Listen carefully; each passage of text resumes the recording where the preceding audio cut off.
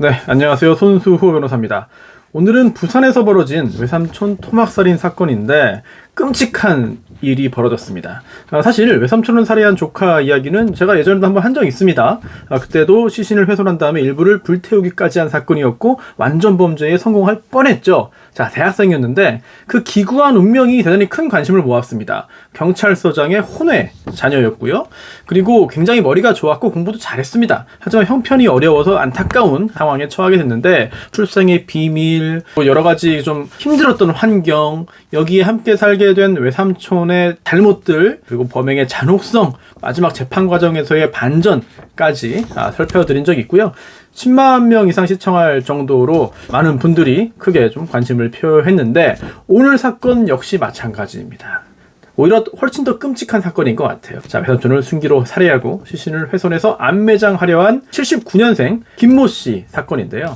이 김모 씨는 군대를 제대한 다음에 1년 반 동안 공장을 다녔습니다. 그러다가 그만두고 일용직 노동도 하고 또 아르바이트로 생활을 했어요. 그러다가 20살 더 많은 당시 50세인 외삼촌과 함께 부산 연산동의 한 아파트에서 함께 살고 있었습니다. 외삼촌 집이에요. 그런데 외삼촌이 잔소리를 한 거예요. 자세 취업을 하지 않고 있으니까 이건 이렇게 살면 안 된다 이러면서 평소에 꾸중도 하고 그러다가 욕설도 하게 되고 조카가 외삼촌에 대한 불만을 품게 됐죠. 하지만 판결문에 따르면 특별히 사이가 안 좋은 건 아니었다라고 하고 있습니다. 자, 그런데 그런 상황에서 어떻게 이렇게 끔찍한 살인이 벌어졌을까? 그날 살인이 벌어진 그날로 가겠습니다. 2009년 6월 24일 새벽 3시경인데요. 연산 3동 아파트예요. 이 외삼촌이 술에 취해서 돌아왔습니다. 근데 술에 취해서 왔는데 이 조카 혼자 있던 게 아니에요. 후배랑 같이 술에 취해 자고 있었습니다.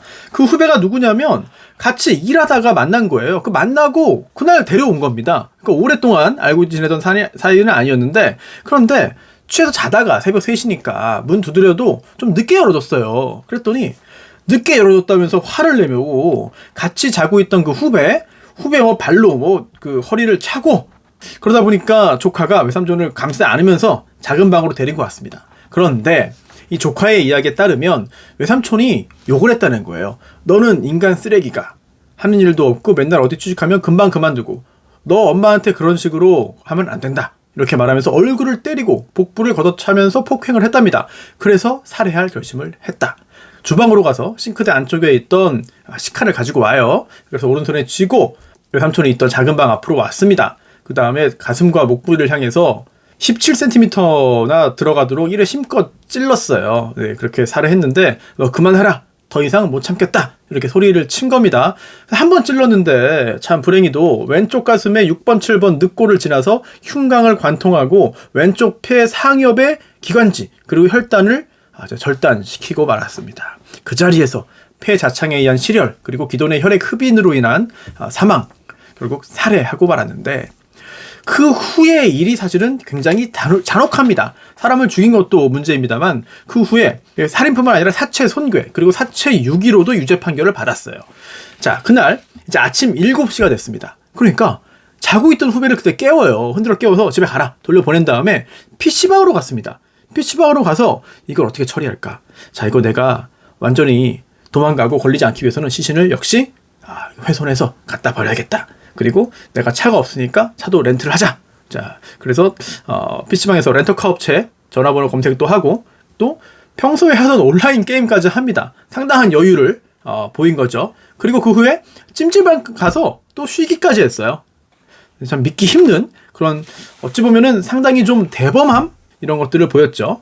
이제 날이 바뀌었습니다. 6월 25일 자정입니다. 하루가 정도 지난 거예요. 네. 자정부터 새벽 5시 사이에 이 살인범행을 숨기기 위해서 시신을 훼손하기 시작하는 거죠. 그래서 또 다른 식칼을 가져옵니다. 또 다른 식칼. 칼날 전체 길이가 30cm고요. 칼날이 16. 그리고 또 망치. 총 길이 42cm인 큰 망치를 가져와가지고 이거 잔혹합니다만 어차피 광고 수입도 안 나오는 거 판결문에 있는 잔혹한 내용들을 그대로 다 말씀을 드릴게요. 피해자의 왼쪽 팔꿈치 그리고 왼쪽 손목 그리고 오른쪽 손목 이렇게 손부터 자르기 시작합니다. 세 부분을 잘라낸 거예요. 그래서 아이스박스에 담아놨습니다. 자, 그런 다음에 이제 좀 휴식을 취하고 야, 이거 도구가 더 필요하다라고 생각을 해서 도구를 사옵니다. 그런데 이 도구를 살 때 돈이 필요하잖아요. 현금 31만 원이 들었습니다. 이 31만 원 누구 돈이냐? 살해한 외삼촌의 주머니에 들어있던 31만 원을 꺼내가지고 그 돈의 주인이었던 이 삼촌의 시신을 끔찍하게 훼손하는 데 필요한 이런 도구들을 사오게 된 겁니다. 판결문엔 더 구체적으로 나와있죠. 쇠톱 1개, 시멘트 1포대, 모래 1포대, 아세톤 2통, 락스 2통, 삽 1개, 양동이 1개, 포대자루 10개, 노란 테이프 1개. 그래서 그날 밤 11시 30분까지 일단 락스를 끓여요. 끓인 다음에 이걸 이용해서 방 안에 있던 혈흔부터 일단 제거를 해냅니다. 완전하게 나는 안 걸리겠다, 이런 의지를 표한 거죠. 그리고 6월 26일 자정이 됐습니다. 또 새벽 5시까지, 그 5시간이에요.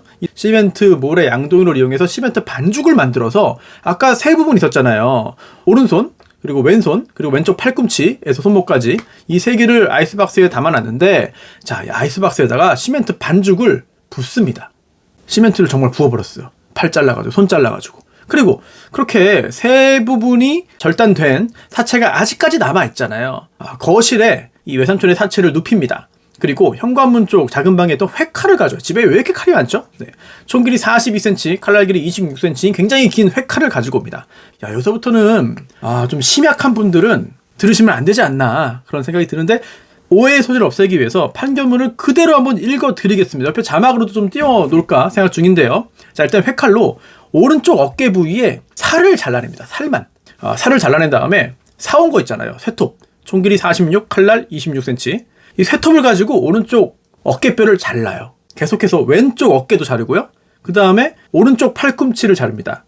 오른쪽 어깨부터 해가지고 다 이제 어깨, 팔꿈치, 손목을 왼쪽, 오른쪽 다 잘라낸 거예요. 자, 그 다음 다리 쪽으로 가게 되는 거죠. 근데 이게 참, 다음에 왼쪽 무릎을 자르고요. 오른쪽 무릎 자르고, 그다음에 목을 자릅니다. 그리고 왼쪽 허벅지, 오른쪽 허벅지를 자르고, 배를 또 잘라요. 총 13부분으로 나뉜 거죠. 일단 머리, 목부터 배까지 몸통, 배랑 양쪽 허벅지까지, 엉덩이 부분까지. 그리고 배도, 상체도 2등분 한 거예요. 최대한 작게 만들기 위해서. 그 다음에 오른쪽 어깨에서 팔꿈치까지, 왼쪽 어깨에서 팔꿈치까지, 오른쪽 팔꿈치에서 손목까지, 왼쪽 팔꿈치에서 손목까지, 오른쪽 허벅지에서 무릎까지, 왼쪽 허벅지에서 무릎까지, 오른쪽 무릎에서 오른발, 왼쪽 무릎에서 왼발, 오른손, 왼손, 총 13부분으로 끔찍하게 직접 토막냈습니다. 외삼촌을. 같이 살았고 특별한 앙심을 가지고 품지 않았는 상태인데도 13토막을 내요. 믿기 힘들죠? 자, 그 다음 이제 이걸 잘라냈으니까 버리러 가야죠. 버리기 위해 자른 겁니다. 6월 26일 새벽 5시부터 7시까지 사이에, 완전히 밤도 아니에요. 이때 6월이면은 새벽 5시 화납니다. 손괴한 이 사체, 그리고 사체 손괴할 때 사용한 범행 도구들 있잖아요. 뭐 쇠톱 같은 거, 이거를 아이스박스, 그리고 포대자루, 종이박스에 나눠 담았습니다. 그래서 미리 빌려둔 SM5 승용차 조수석, 뒷좌석, 트렁크에 실었습니다. 이게 쪼개고 나누다 보니까 부피가 커진 거예요. 그 다음에 정오경에, 급해요. 밤도 아니야, 낮에 하는 거 아니야. 6월 26일 정오경부터 2차 SM5, 빌린 SM5를 운전해가지고 해운대, 송정, 온천장, 연산동, 하단, 장림공단 이거 돌아다닙니다. 어디에 버리면 좋을지를 이제 찾는 거죠. 그러다가 6월 27일 새벽 2시 40분경에 사하구 다대동에 있는 수산물 재래시장 뒤편 바다입니다. 이게 울숙도에 있는 모 회센터 앞바다예요. 여기에 3개 부분을 먼저 던집니다. 배부터 양쪽 허벅지까지의 그 엉덩이 부분 있잖아요. 네, 허벅지도 잘라냈고 배도 이제 양분했으니까 그 엉덩이 부분, 또 오른쪽 무릎부터 오른발까지, 왼쪽 무릎부터 왼발까지 이 부분 3부분을 먼저 던져서 유기했습니다. 그 다음에 나머지 부분도 계속 버리려고 찾던 중에 걸렸습니다. 경찰에게. 누가 신고했느냐? 아니에요. 그런 게 아니고요. 그날 새벽 3시 15분경입니다. 울숙도 회센터에 버린 게 새벽 2시 45분이거든요. 그리고 3시 15분에 걸렸습니다. 부산 강서구 쪽으로 차를 몰고 운전을 하다 걸렸는데 음주 단속에 걸렸어요. 경찰이 있으니까 도망가다가 걸린 겁니다. 왜냐면 앞에 포터가 있었습니다. 음주 측정 이제 대기하려고 기다리고 있었는데 그 뒤에를 박아버렸어요. 그리고 또 당황한 거죠. 갓길로 이동하라는 경찰이 이렇게 하니까 좀 당황을 합니다. 그래서 경찰이 운전석 문을 이제 열었습니다. 그랬더니 차 안에서 썩은 냄새가 나요. 이거 도대체 뭐냐? 추궁을 했죠. 그랬더니 조카는 이거 고기가 썩어가지고 버리려고 지금 가는 중이다.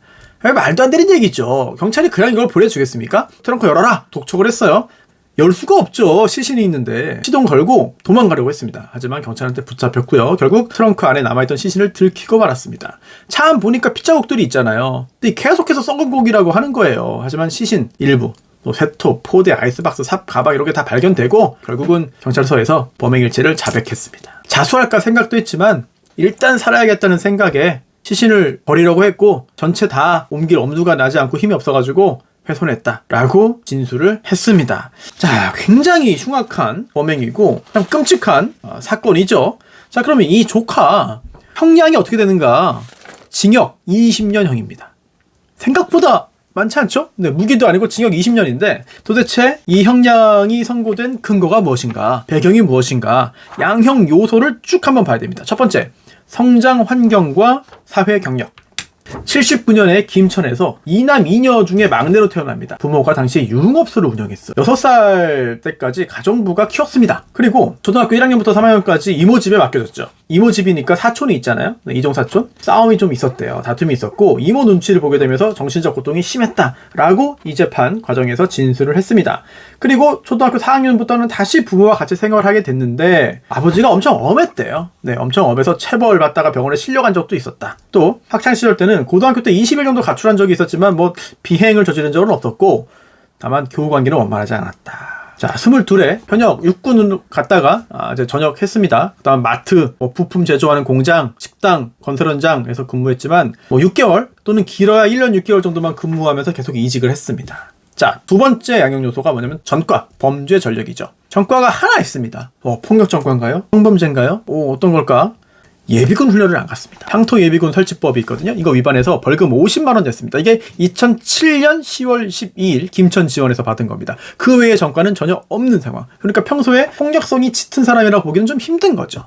자, 세 번째 양형 요소, 피고인의 성격 그리고 재범의 위험성. 성격을 다 분석해봤더니 자존감이 낮고 타인과 깊은 정서적인 교감을 나누지 못해서 대인관계를 회피하고 혼자 있기를 즐겼다. 불만과 고민을 속으로 억압하고 표의식 없이 무심하고 무감각한 성격을 지녔다. 재판부는 이렇게 분석을 합니다. 부모나 주변으로부터 사랑받지 못하고 성장한 사람들의 전형적인 특징으로 보인다.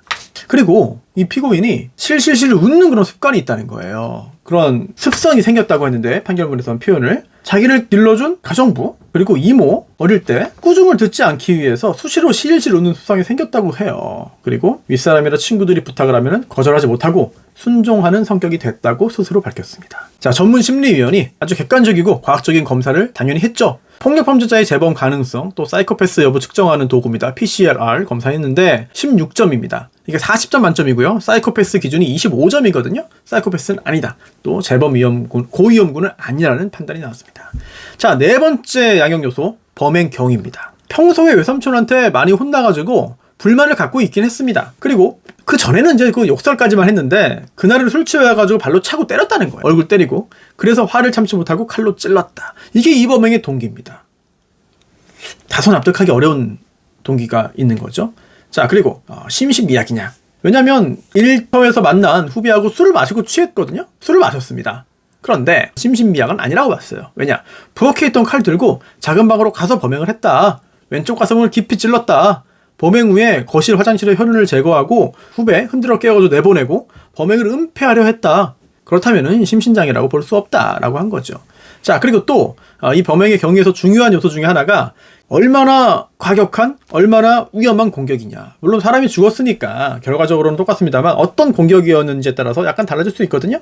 치명적인 부위를 공격했습니다. 피해자의 왼쪽 가슴, 또 칼날 길이가 18cm인 칼인데 얘 거의 다 들어갔어요. 힘껏 찔렀다. 그 자리에서 살해할 정도로. 다섯 번째, 범행 후의 상황입니다. 락스 이용해서 혈흔을 없앴습니다. 그리고 이 외삼촌 지갑에서 돈 꺼내가지고 톱, 회칼 이용해서 열쇠 부분으로 나눈 엽기적인 행위를 했다. 심지어 평소에 이 외삼촌하고 엄마가 연락을 자주 취했어요. 그런데 엄마가 외삼촌한테 전화했는데 연락이 안 되는 거야. 그래서 이 조카한테, 그러니까 아들이죠. 아들에게 야, 외삼촌 어딨냐? 이렇게 물어봤습니다. 이게 탄로날 것 같잖아요. 엄마가 실종 신고하면은 자기 아들 범죄가 드러날 수 있는 상황이에요. 그래서 현관문에 메모지를 붙여놔요. 포스트잇을. 삼촌한테 남기는 메모입니다. 삼촌, 저 이게 여기저기 이렇게저렇게 해가지고 어디 갔다 올게요. 이런 거예요. 즉 삼촌이 그때 있었고 메모 남겨놨고 내가 뭐 삼촌을 없앤 거 아니다. 살해한 거 아니다. 나 모른다. 이런 걸 남겨놓기 위해서 삼촌에게 남기는 메모를 미리 붙여놨습니다. 자, 그리고 사촌이 있죠. 이 외삼촌 50세거든요. 아들이 있는데 도저히 용서할 수 없다. 엄한 처벌을 원한다. 그리고 이 유족에게 피해 회복에 필요한 조치, 뭐 공탁이든 손해배상이든 뭐 사과든 뭐 한 적이 없다.